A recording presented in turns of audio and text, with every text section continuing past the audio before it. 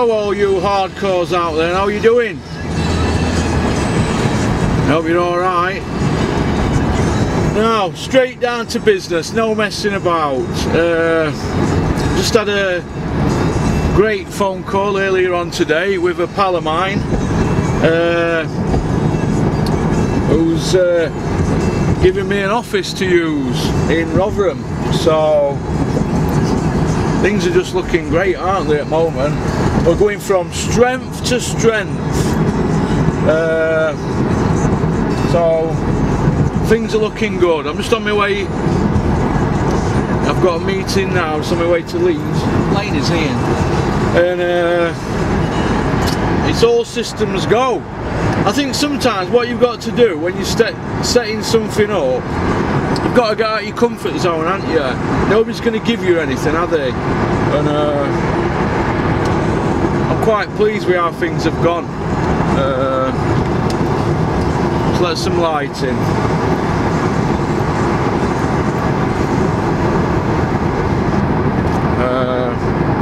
That's a bit better, isn't it? You can, I think I've just started to work everything in this now.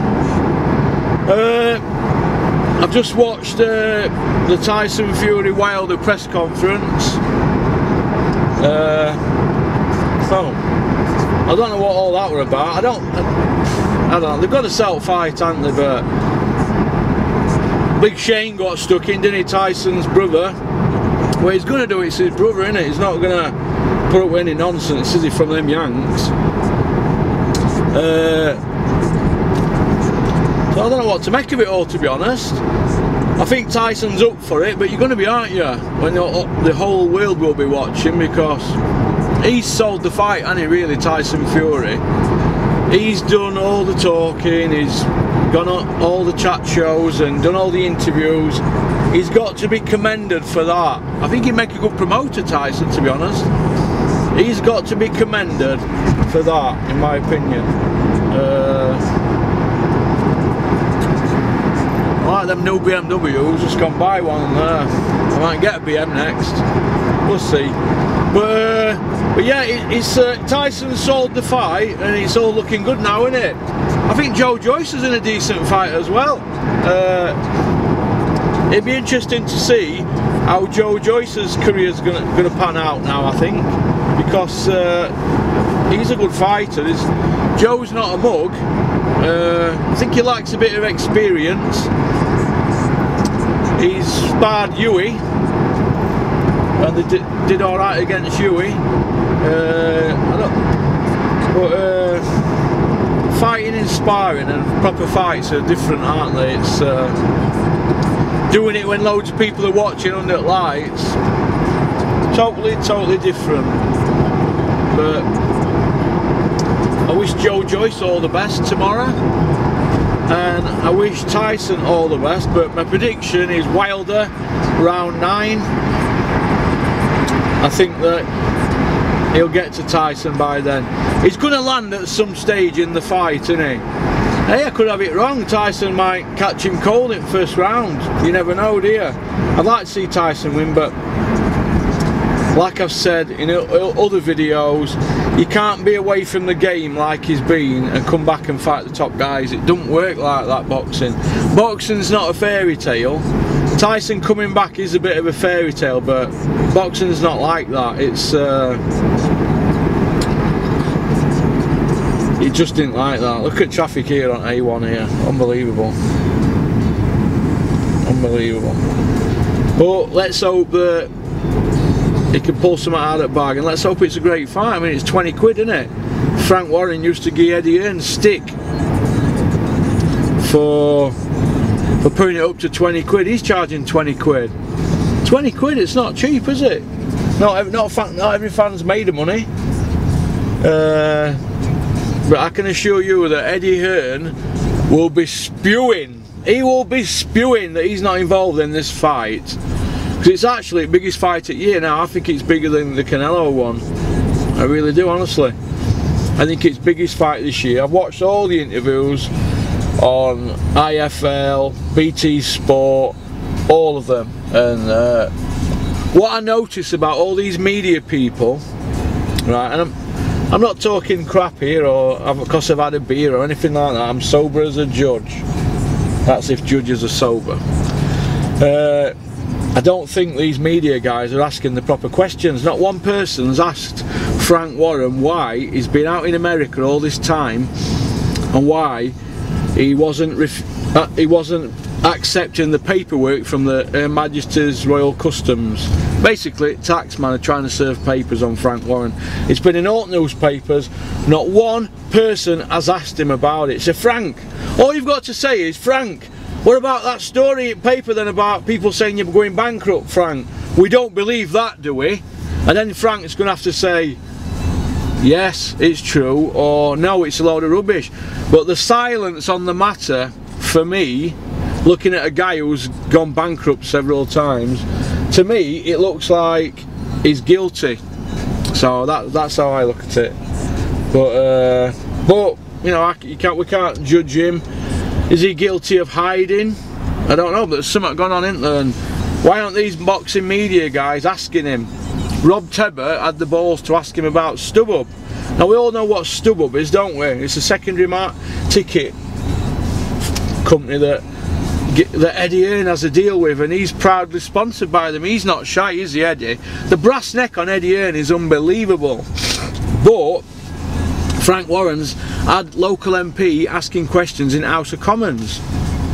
Why has he had that done?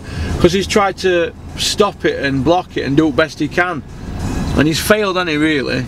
They're saying that StubHub's no more. StubHub, go on their website, they're still doing boxing tickets. Now Frank Warren's working with StubHub, so what does that tell you? It tells you as a hypocrite. What do you think? So, shout out to Alfie, my mate's dad, Alfie Arl. I'll tell you a little story about my mate's dad, Alfie. He once was speaking to me and he says, Russ, I'm only a young lad at the time, and he said, Russ, we were playing football on the street where I used to live on Hillside Drive in Edlington, and he said, Russ, you know that net's on rec? He said, you know that crossbar, football nets he meant. I said yeah, and he said, well, do you know that crossbar? I once hit a volley and it hit crossbar, and I thought, oh, it's going to hit crossbar and dip in. I said, but it dipped in off crossbar, didn't it, Alfie? Because I know what his stories are like. And he says, no, it bounced back really fast because I hit it that hard. I thought, God, he's admitting he didn't score a goal. He says, but you know goalie, Russ? I said, yeah. He says, it covered him in rust. old Pit Village story there for you, although he was a builder, Alfie. But yeah, I hope you're alright, Alfie, and tell your Kev thanks for offering, and Nicola, thanks for offering me use of the spare office. I will grab that with both hands on Monday. But yeah, you're probably right, Kev, if you're listening or watching. You can't sit on the floor and do this. We've got to be a bit more professional, haven't we? If we're going to grow the channel, and if I'm going to do it full time, because I'm having a go at this, and it's easy. It's like water off a duck's back to me to do, but there's no dough in it, is there? And we've all got to earn, haven't we? We've all got to do our bit. But I am thankful for the people that have helped me. Obviously, Kev's giving me an office now. K Official have been fantastic with me. I have to say thanks to Dennis Hobson, don't I, really, because he got me involved in boxing at its closest. He gave me the chance, didn't he? I did 3 years with Dennis, over 3 years. That was brilliant. And who's to say I won't work with Dennis again, but I'm not cheap now, Dennis. You're watching. But yeah, Will at Colourworks to come and paint my house and just give him a mention on videos. That's fantastic. Proper made my year, that Will, so thanks very much. Thanks to Ali at Churchill's Tailors in Doncaster, Sunny Bar, Doncaster. Fantastic tailor-made clothes. Thanks very much. I think this is that free one you give me, Ali. Feel great on when they're free, don't they? But they don't feel so good on when you're paying them prices for them. 1.5 a shirt. Jesus, I bought cars for less. But so yeah, you've changed me from a scruff bag. You've scrubbed up a scruff bag, Ali. But yeah, so channel's going really good and I'm really happy. But you know, all the people who send me the emails, and I get tons of emails, porkycorner@mail.com, I'm going to go through them this weekend. Without the input from the fans and interaction, I couldn't do it, I don't think. Because it's not nice when you're getting abused all the time, innit? And some of the abuse that I get on YouTube is terrible. But you know, people, if it makes them better doing that, get on with it, because it's water off a duck's back to me. But it did bother me when I was on Twitter. I used to think, God. I spoke to Dave Allen about this the other week, and he just laughs now, but at first you could take it to heart. I mean, look what they did to Tyson Fury, them trolls. Some of the things Tyson told me about when he were in his dark moments a couple of years ago. Some of the things he were having to put up with is unbelievable. Some of the tweets that I used to see sent to Peter Fury were shocking. I mean, there's some really bad people out there, isn't there? But enough negativity. Onwards with the show. Or let's chill to the next episode, is it? But it is what it is, isn't it? But like I said, channel's moving forward, and it's a boxing channel. I've had offers to do one guy. I went to meet him at Mar Lodge with his friend, and I spoke to Rico about it, and he said swerve him like the plague, and I have done. They wanted me to talk about Brexit and immigration and stuff like that, and you know, subjects like that. I'm not being a company man, because it's basically my company, innit? People have helped me, they've been great with me. But I don't want to talk about things like that. I've had offers to talk about conspiracies. Would I be interested in putting videos out, other people's videos, and me giving an opinion on it, but they want it on my channel? And I've had to say no, but I do watch a lot of conspiracy theories, you know, like 9/11 and stuff like that, and moon landings, but I just want to keep it boxing. I like a bit of football as well, but I just want to keep it boxing. So for the emails that I've had asking about things like that, thank you very much, and it's nice to be thought about, but I'm basically boxing, me, aren't I? Tyson Fury is not basketball or American football. He's boxing, isn't he? And I'm boxing. I like to talk about boxing. It's in my heart, and I'm passionate about it. I'm in a good place at the moment in my life, because trust me, Tyson talks about dark moments in his life, doesn't he? He were on Beak 2 year, wasn't he? Well, I were on it 7 year. And a lot of people don't know this, and I'm not afraid to say I were an heroin addict as well, 7 year. I didn't go around stealing it. No, I've always had money. But first thing that I used to get up and get in the morning, I used to get foil out. People can say, yeah, he's a dirty smackhead.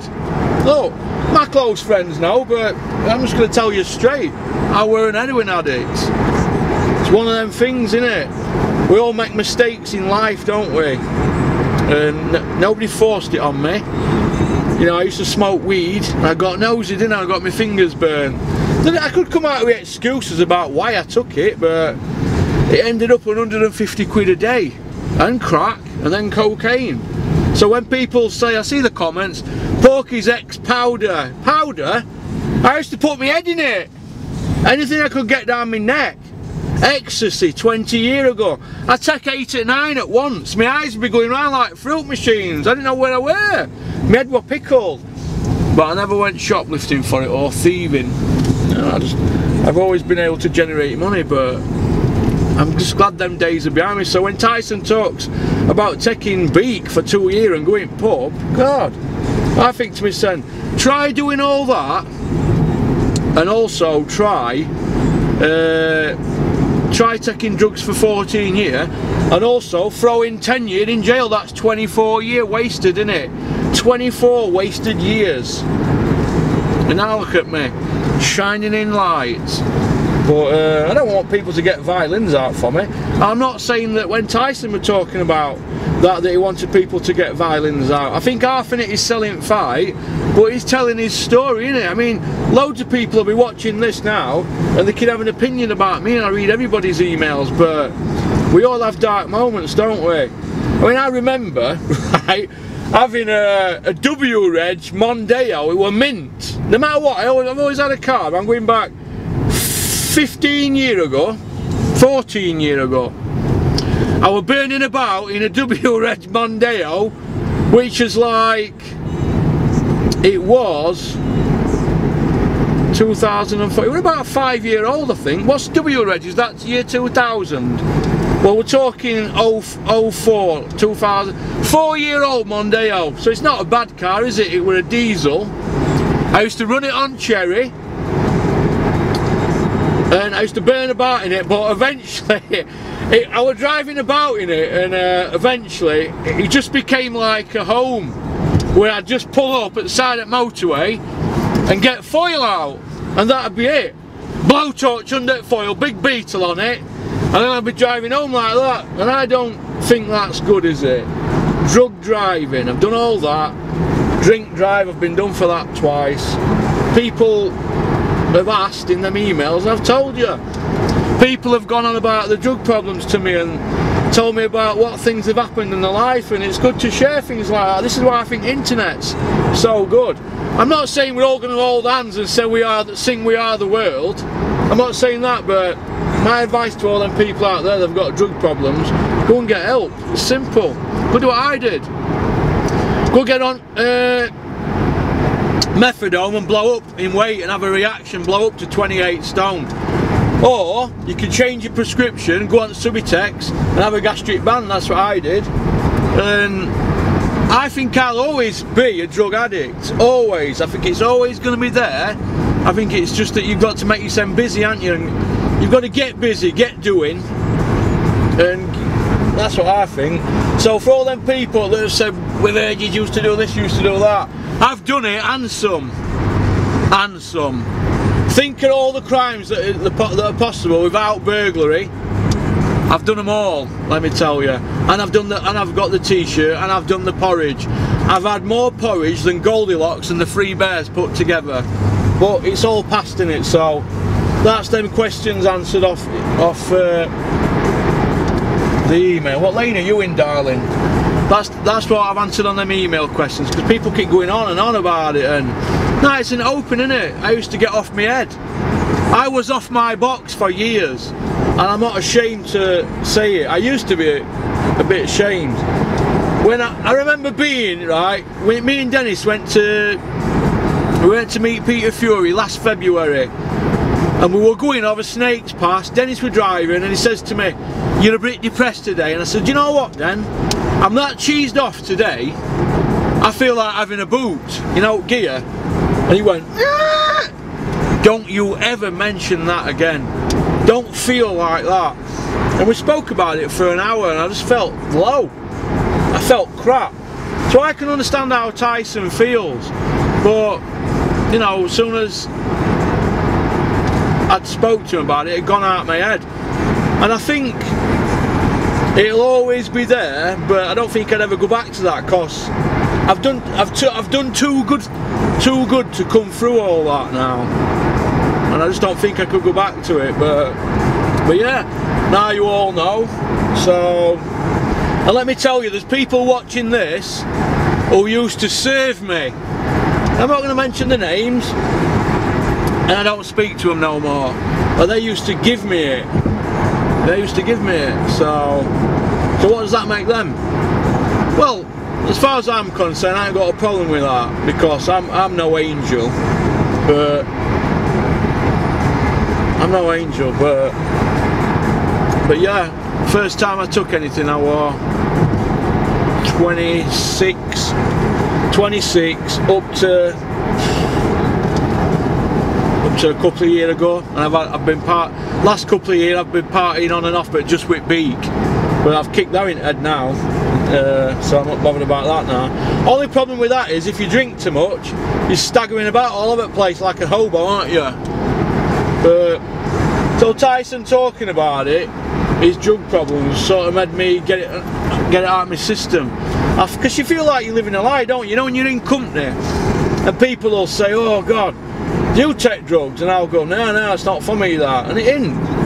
Do you know what I mean? Obviously, if I'm out and somebody sticks a joint in my hand, if I'm talking to somebody, I'm not going to be rude, am I? but I don't go chasing it about like I used to do. I used to go chasing 50 miles to get weed, and I'd be sitting there 40 minutes thinking, is this guy, I'm going to say knobhead then, is this dickhead going to come and meet me here? I've been ringing, where are you? So you can imagine what I was like when I were rattling my nuts off, when I were on brown. Jesus, the money I spent on that, think about it. 150 a day for 7 years, no matter what. You've had that up, 150 quid a day. Never missed a day. Unless I were in police cells for driving offences. Never missed a day, 150 a day. And I got that money every day. So if I can put that energy into something else, which I'm doing now, you watch. Trust me, you stick with old Porky, because this channel's going somewhere. We've got an office now, we've been going a year, we're averaging over 20,000 views a month. And let's not forget, I don't do interviews, and they're not going to give me access, all of them, are they? I can have access to Dennis Hobson anytime I want. I can have access to Peter Fury anytime I want. I don't pester Peter for interviews. I think I've done 2 or 3 with him. I never bothered him once in Bulgaria. Never bothered him once. Never. And Peter does good views. I get 70, 80,000 with him.